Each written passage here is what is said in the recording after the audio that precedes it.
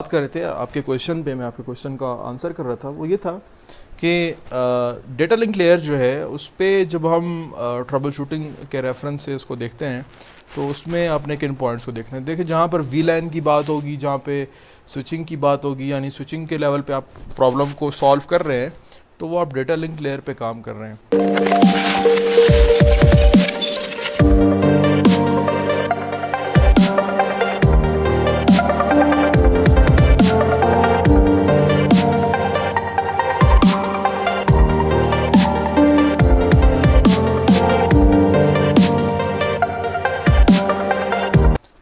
तो इसकी आइडेंटिफिकेशन यही होगी कि आपको कैसे पता चलेगा।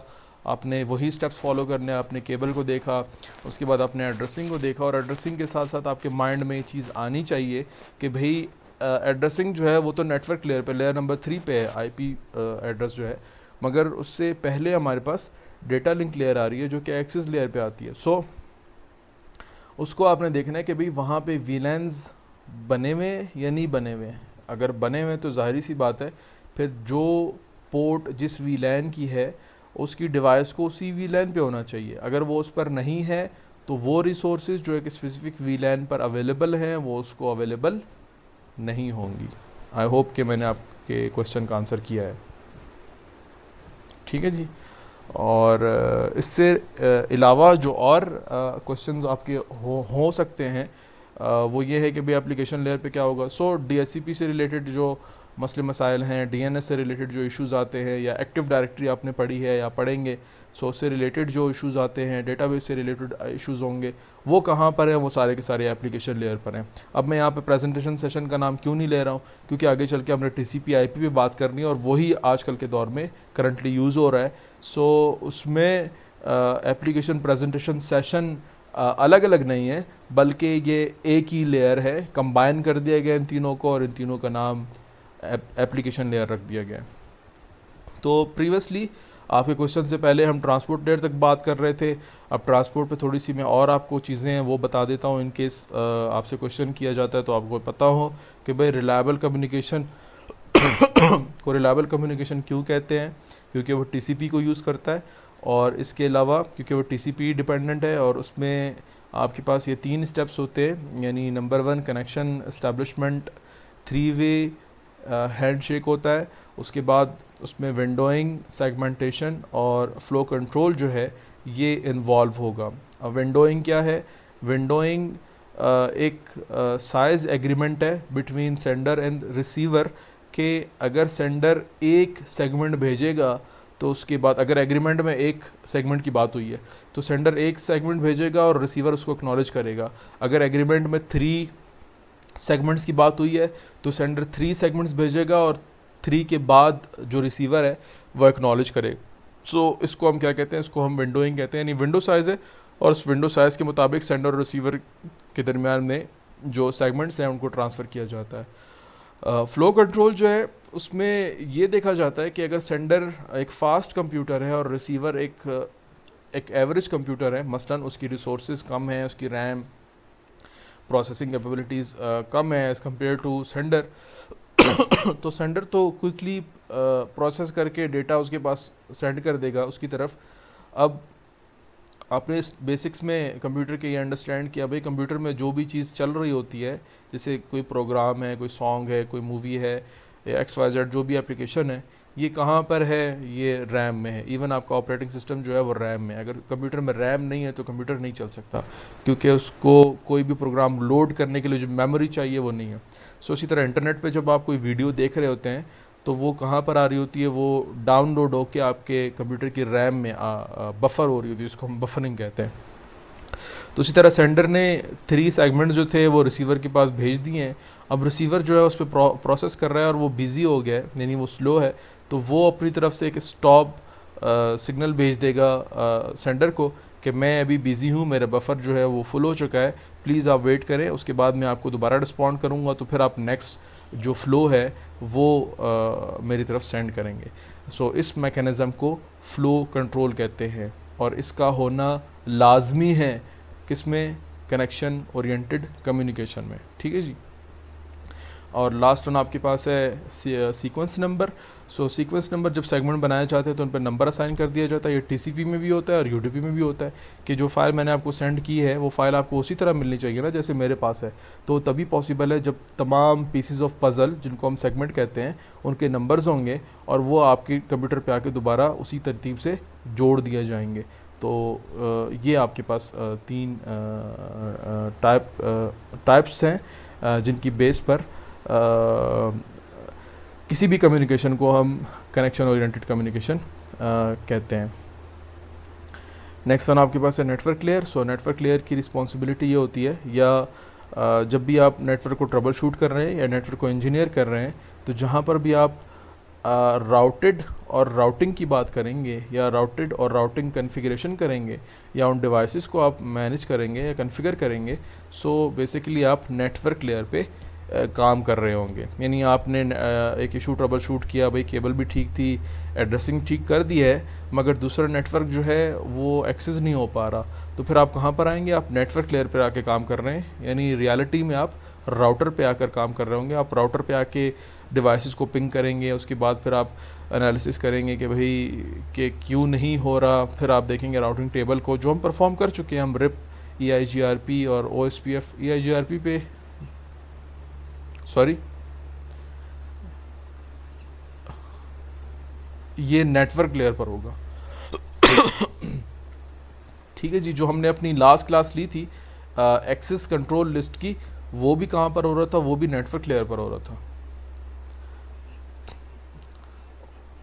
बिल्कुल बिल्कुल, वो डेटा लिंक लेयर पर होता है। इसके अलावा आपने देखा था कि हमने उसमें वेब सर्वर को ब्लॉक किया था, तो उसमें ट्रांसपोर्ट लेयर और एप्लीकेशन लेयर भी इन्वॉल्व हो गए थे कि मैं एक कंप्यूटर से वेबसाइट एक्सेस कर रहा था, मगर हमारा राउटर जो है वो उसकी प्रोटोकॉल की बेस पर उसको ब्लॉक कर रहा था। यानी उसमें नेटवर्क लेयर भी इन्वॉल्व हो गया था, ट्रांसपोर्ट लेयर भी इन्वॉल्व हो गया था और अपर लेयर जो एप्लीकेशन लेयर्स हैं वो भी इन्वॉल्व हो गए थे। तो ये भी हम प्रैक्टिकली परफॉर्म करके देख चुके हैं। नेक्स्ट वन आपके पास है डेटा लिंक लेयर। सो डेटा लिंक लेयर पे स्विच हमारे पास होता है और बेसिकली नेटवर्क लेयर पे जो आपके पास पैकेट है, जो सेगमेंट के स्टार्ट में IP एड्रेसेस लगा दिए गए हैं, अब उनके स्टार्ट और एंड में स्टार्ट पे मैक एड्रेसेस लगाए जाते हैं। बेसिकली मैक एड्रेस जो है उससे हार्डवेयर की आइडेंटिफिकेशन होती है कि मेरा जो लैपटॉप है इसका जो एडॉप्टर है उसका एक स्पेसिफिक एड्रेस है जिससे इसकी आइडेंटिफिकेशन होती है। सो IP तो कुछ भी हो सकता है। आज 192.168.1.10 है, कल 20 है, परसों 30 है, उसके बाद मैंने डिस्कनेक्ट रिलीज़ करके रिन्यू कर दिया तो उसी टाइम मैंने चेंज कर लिया। मगर अगर आपने उसको फिल्ट्रेशन पे लगाना है उस PC को, या आपने सिक्योरिटी इम्प्लीमेंट करनी है कि भाई जो डिवाइसेस हमें ऑफिस में प्रोवाइड की गई हैं वही अवेलेबल हैं। हमारे ऑफिस में कोई ऐसा कॉन्सेप्ट नहीं है कि BOYD जो जिसको हम कहते हैं कि ब्रिंग योर ऑन डिवाइस, तो इस किस्म का कोई कॉन्सेप्ट नहीं है कि आप अपने लैपटॉप को ले आएँ, कनेक्ट करें, काम करें, चले जाएं। यहाँ पे जो अवेलेबल हैं वही अवेलेबल हैं, उसी पे आपने काम करना है। इन केस कोई बंदा जो है, कोई यूज़र अनप्लग करके कोई डिवाइस लगाता है या कोई स्विच लगा लेता है या कोई लैपटॉप वगैरह लगा लेता है, तो उसी टाइम पोर्ट डिसेबल हो जानी चाहिए या मेरे पास अलर्ट आ जाना चाहिए कि भाई आपके नेटवर्क में मलिशियस एक्टिविटी हुई है और उस एक्टिविटी में ये एड्रेस चेंज हो चुका है। ठीक है जी। यानी पहले जो एड्रेस आपने बताया हुआ था वो नहीं है, कोई और एड्रेस है, तो उसमें फिर हम पॉलिसीज़ भी बता सकते हैं। मगर ये सारे का सारा काम कहाँ पर होता है? ये डेटा लिंक लेयर पर होता है। अब मैंने आपको दूसरी सिक्योरिटी भी बताई, वो ये थी कि भाई आपने हार्डवेयर की बेस पर फिल्ट्रेशन अप्लाई करनी है। सो वो डेटा लिंक लेयर पे यानी स्विचेस पे होंगी। मेरी आवाज़ आ रही है आपको? और लास्ट वन आपके पास फिजिकल लेयर है, तो केबल से रिलेटेड, वोल्टेज से रिलेटेड, पिन आउट से रिलेटेड, ये सारे का सारा काम कहाँ पर होता है? ये सारे का सारा फिजिकल लेयर पे होता है। अब फिजिकल लेयर पे थोड़ी सी और बात कर लेते हैं भाई। अभी थोड़ी देर पहले हम बात कर रहे थे केबल्स पे और आपको बताया गया था कि जब आप उसको पैच केबल बनाते हैं तो आपके पास एक है स्ट्रेट थ्रू और दूसरा है क्रॉस ओवर। अब जो STP यानी शील्डेड ट्विस्टेड पेयर केबल है, इसमें हमारे पास 4 पेयर्स हैं और 8 केबल्स हैं। अब आपका कंसर्न किन कलर से है? देखें, ब्राउन और ब्लू, इसमें 4 कलर होंगे, इसमें ऑरेंज, ग्रीन, ब्राउन, ब्लू होगा। ब्राउन और ब्लू डेटा के लिए इस्तेमाल नहीं होते। या मैं आपको ये बात इस तरह समझाऊं कि भाई 8 केबल्स हैं, इनमें से 4 पावर की हैं और 4 डेटा की हैं। ठीक है जी।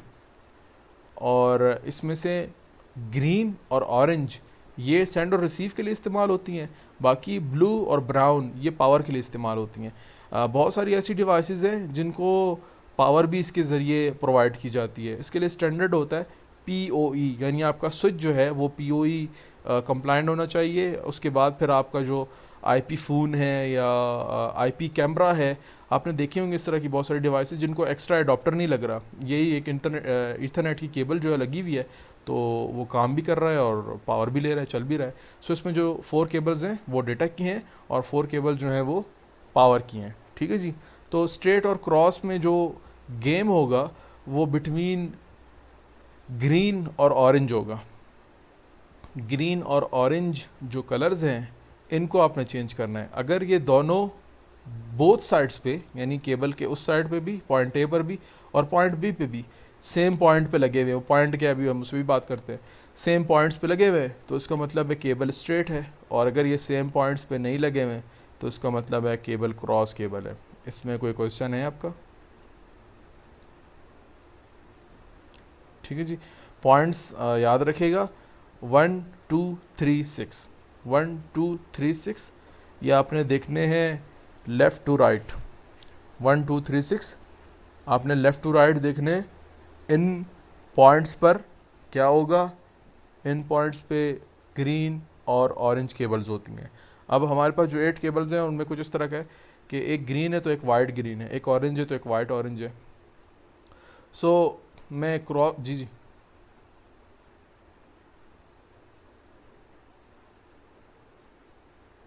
जी जी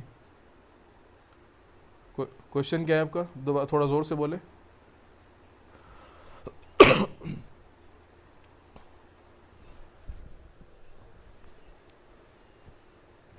जी जी केबल जो है वो स्विच से कनेक्ट कर रही है, आगे बोले। जी जी हम्म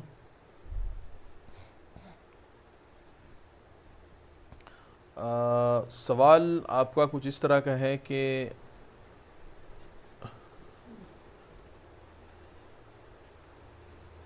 एक्सिस पॉइंट के नाम से ही जाहिर है कि वो एक्सिस के लिए यूज़ हो रहे हैं।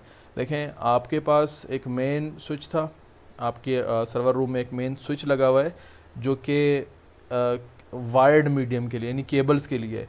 और ऑर्गेनाइजेशन की रिक्वायरमेंट ये थी, वो कहते हैं यार हमारे पास जो डिवाइसेस मौजूद हैं वो वायरलेस हैं, केबल्स में एक तो ख़र्चा भी बहुत होता है, ऑर्गेनाइजेशन का फाइनेंस भी लगता है, दूसरा ये उसमें मसले मसाइल भी हैं। तो ऐसा करें कि आप ऐसा नेटवर्क बनाएं जो सारा वायरलेसली हो। तो अब आपने मुख्तलिफ़ लोकेशंस पे सिग्नल प्रोवाइड करने हैं। जो वाईफाई डिवाइस होती है जिसे कि आपने बताया एक्सेस पॉइंट होता है, एक्सेस पॉइंट बेसिकली एक डिवाइस है जो कि वायर्ड मीडियम को वायरलेस में कन्वर्ट कर देता है। यानी आपने स्विच से लेके एक्सेस पॉइंट तक केबल लेकर गए और केबल आगे जाके उसमें लैंड की और उसके बाद वो सिग्नल में वायरलेस के सिग्नल में उसने कन्वर्ट कर दिया। बाकी आईपी वो पीछे बैकग्राउंड पे जो आपने डीएचसीपी सर्वर रखा हुआ है वही कॉन्फ़िगर करके देगा। एक्सेस पॉइंट का सिर्फ काम ये है कि वो एक एसएसआईडी ब्रॉडकास्ट करे और उसके ज़रिए फिर आप बाकी तमाम कंप्यूटर्स जो हैं वो कनेक्ट हो सकें। अब जी देखें, मॉडेम अलग चीज़ है। मॉडेम ये है कि वो डिजिटल को एनालॉग और एनालॉग को डिजिटल कन्वर्जन के लिए यूज़ होता है।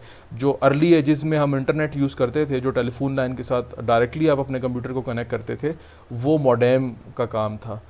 तो एक्सेस पॉइंट और मॉडेम जो है टोटली डिफरेंट चीज़ें हैं। एक्सेस पॉइंट सिर्फ काम ये करता है कि बैक एंड से जो सिग्नल मिल रहा है उसमें जो भी सर्विसेज आ रही हैं, इसने उसको वायरलेस में कन्वर्ट करके एक एसएसआईडी यानी एक जो वायरलेस का नाम होगा उसके ज़रिए और उसका जो पासवर्ड है वो उसने आईडी ब्रॉडकास्ट करना है और यूज़र को चेक पासवर्ड से करना है और उसके बाद फिर कनेक्टिविटी प्रोवाइड करनी है। जी हाँ हाँ हाँ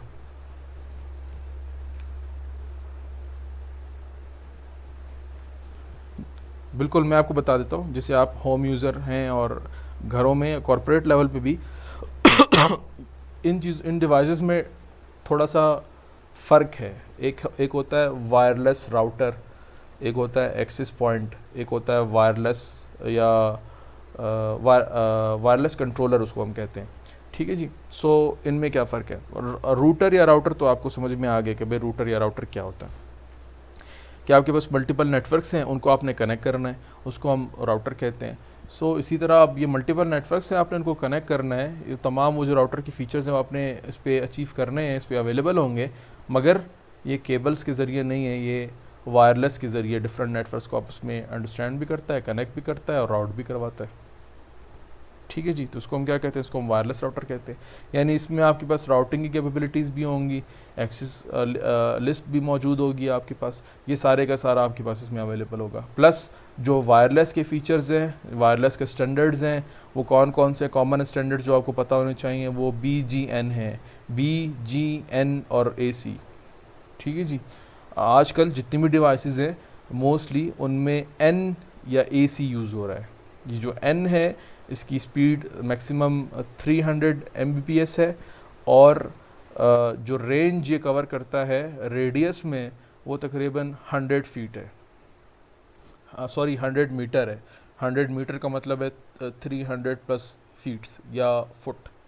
ठीक है जी। वो हॉरिजॉन्टल या वर्टिकल फिर हम उसको फीट या फुट कह लेते हैं। इसमें कोई क्वेश्चन?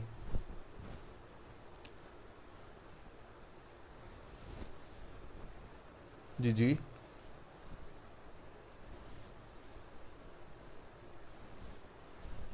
नहीं, वहाँ पे आपने केबलिंग चेक नहीं करनी, वहाँ पे तो केबल नहीं है। अब उसकी कनेक्टिविटी किस तरह होती है, उसमें आपने देखना है कि आपका एक्सेस पॉइंट जो है वो एक नाम ब्रॉडकास्ट करता है ना। जैसे आप वाईफाई से कनेक्ट होते हैं तो आपको अपनी वाईफाई डिवाइस पे एक नाम नज़र आता है, मिसाल के तौर पे माय होम नेटवर्क या माय ऑफिस नेटवर्क, ये लिखा हुआ होगा। आप उस पर क्लिक करेंगे तो वो आपसे पूछेगा भाई पासवर्ड बताएं, सिक्योरिटी मैकेनिज़्म बनाएं। तो अगर ये नेम आ रहा है और इसकी स्ट्रेंथ आपको रेडियस के हिसाब से मैंने बता दी, वो पूरी आ रही है, ठीक आ रही है, तो इसका मतलब है आपका एक्सेस पॉइंट ठीक है, वो सही काम कर रहा है। नंबर 2, आपने लिखना है पासवर्ड। अब एक्सेस पॉइंट जो होते हैं ना उनके पास पासवर्ड की ऑप्शन नहीं होती। अब access point specially corporate environment में यूज़ होते हैं कि एक ऑर्गेनाइजेशन है, उसका रीजन काफ़ी बड़ा है, हमने बात कर ली भाई 100 मीटर तो कम होता है। फिर दरमियान में वॉल्स भी आती हैं, कंक्रीट वॉल्स हैं, मेटल कैबिनेट्स हैं और बाकी डिवाइसेस हैं, जैसे कि माइक्रोवेव या हर वो डिवाइस जो 2.5 या 5 गीगाहर्ट्ज़ पे चलती है, वो इसके सिग्नल को इंटरप्ट करती है। ठीक है जी। ये भी आपको पता चल गया किस में चलती है, 2.5 और 5 गीगाहर्ट्ज़ की फ्रिक्वेंसी पे चलती है, वो इसके सिग्नल को इंटरप्ट करती है। और दूसरा पॉइंट ये है कि मेटल जो ये कैबिनेट्स वगैरह होते हैं और कंक्रीट वॉल होती हैं, आजकल तो हर ऑफिस जो है कंक्रीट वॉल्स पे ही स्ट्रक्चर पे बना हुआ है, सो वो भी सिग्नल को ड्रॉप करता है, तकरीबन 10 to 50% ड्रॉप करवा रहा होता है। सो ये मसला आ गया। अब आपने क्या प्लान किया, आपने कहा कि भाई कि मैं 90 मीटर या 70 मीटर के बाद एक एक डिवाइस लगा देता हूँ। कौन सी डिवाइस लगा देता हूँ? एक्सेस पॉइंट लगा देता हूँ। ठीक हो गया, ये आपने लगा दिए। अब ये सारे एक्सेस पॉइंट जो हैं क्या इनकी SSID जो है, यानी जो इनका नेम है वो अलग होगा, पासवर्ड अलग होगा? तो ये तो एक मसला बन गया कि भाई इन सबको मैनेज किस तरह करेंगे। तो जाहिर सी बात है यहाँ पर आपने वायरलेस राउटर यूज़ नहीं करना है। वायरलेस राउटर यूज़ करेंगे तो सारे अलग अलग होंगे। जब सारे अलग अलग होंगे तो फिर एक अजीब सही सिनारियो बन जाएगा। तो आपने इनको सिंपल रखना है, मैनेजेबल रखना है। तो आप एंड डिवाइसेस लगाते हैं एक्सेस पॉइंट, और जो आपका सर्वर रूम है वहाँ पे स्विच के बाद आप लगाते हैं वायरलेस कंट्रोलर। वायरलेस कंट्रोलर जो है वो एक सॉफ्टवेयर टाइप का एक टूल आपके पास मौजूद है, जिसका यूज़ करके आप अपने तमाम एक्सेस पॉइंट्स को मैनेज कर सकते हैं। ठीक है जी। यानी आपने एक SSID बताया तो 10 एक्सेस पॉइंट हैं, वो सब 10 के 10 एक ही ID बताएंगे, उन 10 के 10 का एक ही पासवर्ड होगा। ठीक है जी। ये डिफरेंस है between access point and wireless router के। अब आपका सवाल ये था कि मैं ट्रबल शूट किस तरह करूँगा। भाई SSID का सबका नेम तो एक ही है, पासवर्ड भी सबका एक ही है, तो आपने पासवर्ड इंटर करना है। अब पासवर्ड के बाद भी इंटर नहीं हो रहा तो जाके आप पॉलिसीज़ को देखें, कहीं आपने उसका मैक ब्लॉक तो नहीं किया हुआ। कि जो वायरलेस कंट्रोलर है उसमें हमारे पास ये ऑप्शन होती है कि आपने इस मैक को अलाउ करना है, इसको ब्लॉक तो नहीं करना। तो पॉलिसी क्या रखी हुई है कि जिसको इंटर करेंगे वो अलाउ होगा या जिसको इंटर करेंगे वो ब्लॉक होगा। तो ये देख ले, ये भी नहीं हो रहा तो सिंपल सी बात है, स्टैंडर्ड मैच नहीं कर रहा होगा। वैसे जो नए स्टैंडर्ड्स हैं वो पुराने स्टैंडर्ड से कंपैटिबल हैं, मगर दरमियान में ये जो फेक डिवाइसेस हैं ये भी आ जाती हैं कि वो ओरिजिनल जेन्युइन नहीं है, वो चाइना कॉपी है या कोई थर्ड कॉपी है या फिफ्थ कॉपी है, तो उसमें फिर इस किस्म के मसले मसाइल आना शुरू हो जाते हैं। वैसे जो जेन्युइन डिवाइसेस हैं, जो यानी अगर सेकंड कॉपी भी है तो उसमें भी ये मसला नहीं आता। अगर मैं लेटेस्ट वर्जन का एक्सेस पॉइंट यूज़ कर रहा हूँ, मिसाल के तौर पे मैं 802.11 n या AC यूज़ कर रहा हूँ, और मेरा जो एम्प्लॉय है या जो वहाँ पे जॉब करने वाला स्टाफ है उसके पास जो फ़ोन है वो एन को अंडरस्टैंड नहीं कर रहा, बल्कि वो बी या जी को, काफ़ी ओल्डर डिवाइस है, वो उसको यूज़ कर रहा है, तो तब भी कनेक्टिविटी होगी, कोई इशू नहीं होगा। ठीक है जी। तो जो वायरलेस की कनेक्टिविटी है उसको हम इस तरह देखते हैं। और उसकी डिवाइस की आइडेंटिफिकेशन आपके पास वायरलेस कंट्रोलर पे मैक एड्रेस से होगी। जी कुछ बोल रहे हैं आप?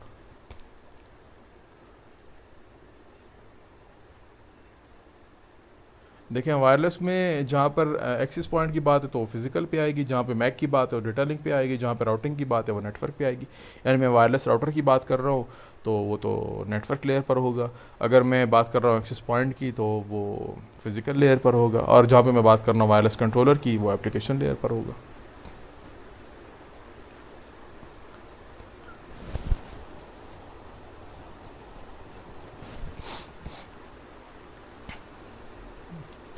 हाँ, वो ख़राब हो सकती है, उसमें फिर आपको पता चल जाएगा ना कि आपका एक्सेस पॉइंट जो है उसकी तरफ से आ ही नहीं रहा कुछ भी।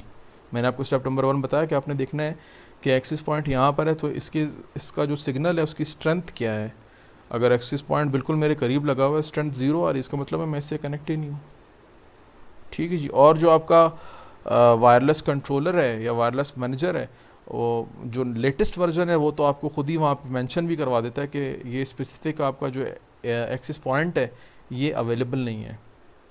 तो आपको वहीं से, जो डेली रूटीन में आप मॉनिटरिंग कर रहे हैं, आपको वहीं पे अपने सर्वर रूम से जो आपकी डिवाइस है उसी से पता चल जाएगा कि भाई ये फ़लाना एक्सेस पॉइंट जो डाउन हो गया है, तो उससे रिलेटेड जो भी नोटिफिकेशन है, सर्कुलर है, वो आप रोटेट कर देंगे, भाई फ़लाना रीजन है यहाँ पे मेंटेनेंस का काम चल रहा है। जैसे एक ऑर्गेनाइजेशन में होता है, आपको भी बैंक से भी मैसेज आता है कि भाई इस टाइम से इस टाइम तक अवेलेबल नहीं होगा, हम मेंटेनेंस कर रहे हैं, ठीक कर रहे हैं, कोई मसला हो गया। वो ये तो नहीं बताते हुआ क्या, वही कहते हैं भाई मेंटेनेंस है, तो प्रोफेशनल लैंग्वेज यूज़ करके अपना काम आप चला लेते हैं। फिर रिप्लेसमेंट करनी है जी।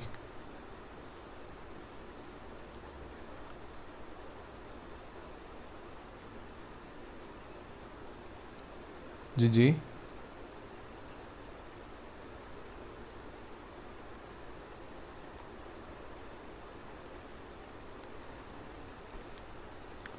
जी जी। बिल्कुल, यानी आपने वायरलेस के ज़रिए कनेक्टिविटी प्रोवाइड कर दी है। अब उसको इंटरनेट पे चलाना है या इंट्रानेट पे चलाना है, वो आपकी जो कंपनी की पॉलिसी है आप उसके लिहाज से चलेंगे। बाज़ औक़ात ऐसा भी होता है कि भई मैं कस्टमर के साथ प्रोजेक्ट में काम कर रहा था, उनकी डिमांड ये थी कि भई हमारा जो अपना एक इंटरनल सिक्योर एप्लीकेशन है, जो हमारा सिक्योर इंफ्रास्ट्रक्चर है, वो इंटरनेट पे एक्सपोज़ नहीं होना चाहिए। उसके लिए उन्होंने केबलिंग करवाई हुई थी, और वो कह रहे थे हमारे पास इंटरनेट भी होना चाहिए, वो बिल्कुल ही अलग होगा। तो उसके लिए फिर वो वायरलेस को यूज़ कर रहे थे, वाईफाई को यूज़ कर रहे थे। तो वहाँ पे एक्सेस पॉइंट्स भी थे और वहाँ पे उनका इंटरनल सर्वर्स भी थे, जिस पे एक्टिव डायरेक्टरी, उनका लोकल एप्लीकेशन, वो सब कुछ डेटाबेस मौजूद था। वो इंटरनेट और इंट्रानेट दोनों अलग अलग थे, वो फिज़िकली और लॉजिकली दोनों पॉइंट से आपस में कनेक्ट नहीं हो रहे थे। तो ये भी आपने देखना है कि भाई ऑर्गेनाइजेशन की रिक्वायरमेंट क्या है, वो डिज़ाइन फेज़ में भी आ जाती चीज़ें। जी नेक्स्ट क्वेश्चन।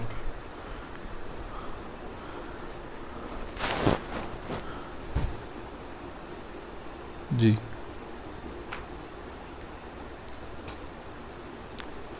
बिल्कुल। डेस्कटॉप्स जो है उनके लिए आपको वायरलेस या वाईफाई एडॉप्टर्स या तो उसमें बिल्टन है, बहुत अच्छी बात है, वरना आपको अपनी ऑर्गेनाइजेशन को बताना पड़ेगा कि भाई अगर आपने वायरलेस पे जाना है तो करंटली जो आपका इक्विपमेंट है वो इसको सपोर्ट नहीं करता, तो नंबर ऑफ़ पीसीज जितने हैं उतने फिर आपको वाईफाई एडॉप्टर्स भी परचेज़ करने पड़ेंगे।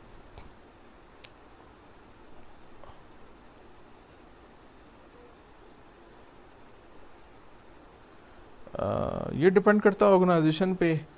कि किस किस्म का सीन चल रहा है। ज़्यादातर जो ट्रबल शूटिंग होती है वो केबलिंग से रिलेटेड होती है। दूसरा, अगर आप सर्वर भी मैनेज कर रहे हैं तो सर्वर में यूज़र्स के मसाइल होते हैं पासवर्ड्स के, और अगर आपने डेटाबेस शेयरिंग वगैरह भी की हुई है तो उसमें सम टाइम शेयरिंग के इश्यूज भी आ जाते हैं समटाइम्स।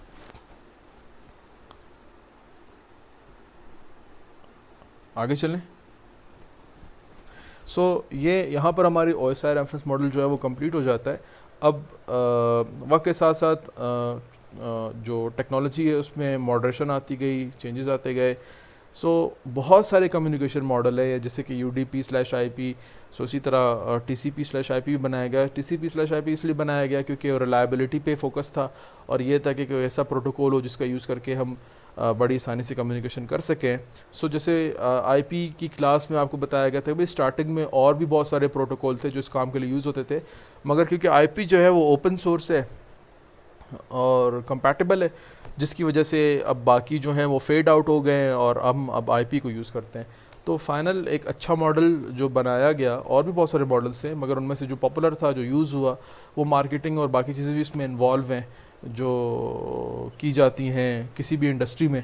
फाइनली जो मॉडल अप्रूव हुआ, जो यूज़ होना शुरू हो गया, वो है TCP/IP। TCP/IP स्टार्टिंग में अर्ली 90s में ये 3 वेंडर्स थे आपके पास, IBM, DEC और अदर वेंडर्स।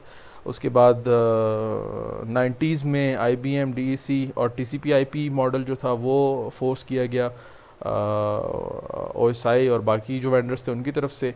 और फिर 2000 और 2000 के बाद अब जो पूरा आपका इंटरनेट है या इंट्रानेट है या पूरी जो इंटरनेट की टेक्नोलॉजी है, सोसाइटी है या कम्युनिटी है, वो सारी की सारी TCP/IP को यूज़ करती है। यानी आप आईफोन है या एंड्रॉयड है, लाइनक्स, यूनिक्स, XYZ, रोबोट्स हैं, मशीन्स हैं, जितनी भी आपकी डिवाइसेस जो कि नेटवर्क अवेयर हैं या नेटवर्क को अंडरस्टैंड करती हैं, डेटा सेंड या रिसीव करती हैं, जैसे कि IoT आजकल डिवाइसेस अवेलेबल है। ये सारी की सारी IP बेस कम्युनिकेशन में TCP/IP मॉडल को यूज़ कर रही होती हैं। अब TCP/IP ओरिजिनल जो था उसमें हमारे पास 4 लेयर्स थी, application, transport, internet and link. इसको अपडेट किया गया। एप्लीकेशन, ट्रांसपोर्ट और इंटरनेट का नाम वही OSI वाला नेटवर्क लेयर रखा गया। लिंक जिस लेयर का नाम था वो combination of data link and physical layer थी, तो उसको दोबारा data link and physical layer कर दिया गया। और TCP/IP मॉडल का उससे अर्लियर जो वर्जन था वो कुछ इस तरह का था कि application, transport, internet and network access. अभी जो मॉडल आपके पास अवेलेबल है, जो आपने पढ़ना है, जो आपने समझना है, जो आपको पता होना चाहिए, वो अपडेटेड वन है, जो कि application, transport, network, data link and physical, यानी ये 5 लेयर्स पे डिपेंडेंट या मुश्तमिल एक कम्युनिकेशन मॉडल है जो through out the globe her network device use करती है। इसके बाद आपके पास इनकैप्सुलेशन है, जिस पे भी हम थोड़ी देर पहले बात कर चुके थे कि स्टार्टिंग में यानी जो 3 लेयर्स हैं, अब वो 1 लेयर है एप्लीकेशन लेयर, एप्लीकेशन, प्रेजेंटेशन और सेशन। वहाँ पे डेटा होता है। जब डेटा ट्रांसपोर्ट लेयर पर आता है तो उसके स्टार्ट में प्रोटोकॉल लगा दिया जाता है। डिपेंडेंट है कि भाई TCP यूज़ कर रहा है या UDP।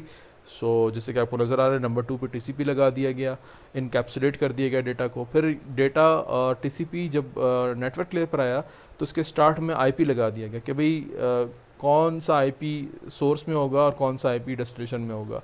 फिर जब ये डेटा लिंक पे आता है तो वहाँ पे हेडर और ट्रेलर दोनों लगाया जाता है। हेडर में होता है MAC address, source and destination, और ट्रेलर में होता है FCS, फ्रेम चेक सीक्वेंस। क्योंकि फिजिकल लेयर्स जो यानी जो स्विच है ये बिल्कुल लैन के लोकल एरिया नेटवर्क के जो रीजन है उस पर काम करने के लिए या इस लेवल पे या इस डोमेन पे काम करने के लिए इस्तेमाल होता है, जिसको हम लोकल एरिया नेटवर्क कहते हैं। तो अगर एरर की डिटेक्शन यहीं पर हो जाए तो ज़्यादा हेल्पफुल है एज़ कम्पेयर टू कि अगर वो दूसरी साइड पे जाकर वो सिग्नल के रेफरेंस से। तो इसलिए ट्रेलर भी लगाया जाता है जिसमें फ्रेम को चेक भी किया जाता है कि भाई एक स्विच से दूसरी डिवाइस की तरफ अगर ये आया है, स्विच की तरफ आया है सिग्नल, तो क्या ये फ्रेम पूरा है या डैमेज तो नहीं है। अगर डैमेज है तो दोबारा से फिर सिनेरियो चलाया जाता है। और फाइनली फ़िज़िकल लेयर जो है वो इस लॉजिकल कंटेंट को हमारे फ़िज़िकल टेक्नोलॉजी में सिग्नल्स या बाइनरीज़ में तब्दील करके नेक्स्ट जो भी टाइप ऑफ टेक्नोलॉजी है, चाहे वो वायर्ड है, चाहे वो लाइट है, या वो वायरलेस है, वो इसमें ट्रांसफ़र करके आगे फॉरवर्ड कर देता है। नेक्स्ट क्वेश्चन आपका था आईपी से रिलेटेड, सबनेटेड से रिलेटेड। उसमें आपके जो क्वेश्चंस हैं वो आप पूछें, फिर हम उस पर बात करते हैं जी।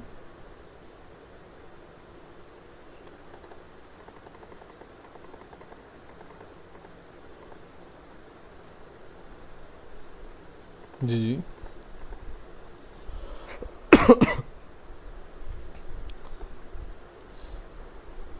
नहीं नहीं नहीं, वीलैंस जो है वो स्विचेस पे होते हैं, लेयर नंबर 2 पे होते हैं।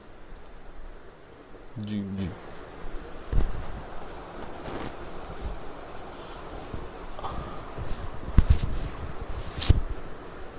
देखिए, मैं आपको ये इस तरह एक्सप्लेन करूँगा। नेटवर्क की बेसिक अगर हम बिल्कुल सिंपल करके टाइप्स देखते हैं तो हमारे पास दो टाइप्स हैं, एक है लैन और दूसरा है वैन। लैन का मतलब ये है कि एक ऐसा आपने नेटवर्क, कंप्यूटर नेटवर्क बनाया हुआ है या डिवाइस को कनेक्ट किया हुआ है जो एक ऑफिस में है, एक रूम में है, या एक कैंपस में, एक बिल्डिंग में। बाहर की दुनिया से इसका कोई भी कनेक्शन नहीं है, ठीक है जी। तो इसको हम क्या कहते हैं, इसको हम एक नेटवर्क कहते हैं। अब इसमें थोड़ी सी और मॉडिफिकेशन कर लेते हैं। आपके पास एक ऐसा नेटवर्क जिसमें तमाम कनेक्टिंग डिवाइसेस एक सिंगल लोकेशन पे हैं। Location can be a room, can be a office, can be a gaming zone, can be a net cafe, and can be your home as well. So इसको हम local area network करेंगे, plus इस पर जितनी भी devices हैं वो एक सिंगल आईपी नेटवर्क में होना लाजमी है, ठीक है जी। उन तमाम का नेटवर्क एड्रेस या नेटवर्क पोर्शन सेम होगा। मिसाल के तौर पे आपका कंप्यूटर है 192.168.1.1, इसका एड्रेस है, आपके साथ दूसरा कंप्यूटर उसी लोकेशन पे मौजूद है, दोनों शराइत पूरी होनी चाहिए। सो वो है 192.168.1.2, थर्ड वन है 192.168.1.3, 4, 5, 6, इस तरह आपके पास 10 to 15 कंप्यूटर्स मौजूद हैं। दोनों रूल्स जो क्वालिफाई कर रहे हैं वो क्या है कि भाई they reside in a single network, number 2, और ये सेम लोकेशन पे हैं, ठीक है जी। तो इसको हम क्या कहते हैं, लोकल एरिया नेटवर्क कहते हैं। अब इसमें आपने एक स्विच यूज़ किया या हब यूज़ किया, स्विच यूज़ कर लिया आपने, और इसमें राउटर की तो कोई गुंजाइश ही नहीं है, तो ये आपके पास एक लैन है। मगर अगर इस तरह के बहुत सारे नेटवर्क्स, आपका नेटवर्क, आपके साथ वाली कंपनी का नेटवर्क और कंपनीज़ का नेटवर्क, यानी दुनिया में जितनी भी ऑर्गेनाइजेशन उन सब का नेटवर्क हम आपस में कनेक्ट कर देते हैं, तो ये इंटरनेट बन जाता है, यानी उसको हम वैन के नाम से जानते हैं। लैन जो है वो कलेक्शन ऑफ कंप्यूटर्स है, और वैन जो है वो कलेक्शन ऑफ नेटवर्क्स है, कि बहुत सारे नेटवर्क्स जो थे उनको हमने कंबाइन किया या उनको हमने एक्सपेंड किया, और फिर हमारे पास जो नेटवर्क अवेलेबल है वो जियोग्राफी के लिए है, वो continental to continental, country to country है, उसको हम वाइड एरिया नेटवर्क कहते हैं। कम्प्लेक्स टेक्नोलॉजीज़ हैं, कहीं पर सेटेलाइट है तो कहीं पे फाइबर ऑप्टिक्स है, ठीक है जी। तो ये आपके पास है लैन और वैन। अब हम समझ क्या रहे हैं, हम समझ रहे हैं वी लैन को। लैन के रूल्स हमने समझे कि भाई ये कुछ चीज़ें हैं जो क्वालिफाई होनी चाहिए। अब मसला ये है कि आपके पास स्विच एक है, कंप्यूटर्स आपके पास 15 हैं, मगर रिक्वायरमेंट ये है कि भाई ये जो 15 कंप्यूटर्स हैं इनमें से 10 अलग डिपार्टमेंट के हैं और 5 अलग डिपार्टमेंट के हैं।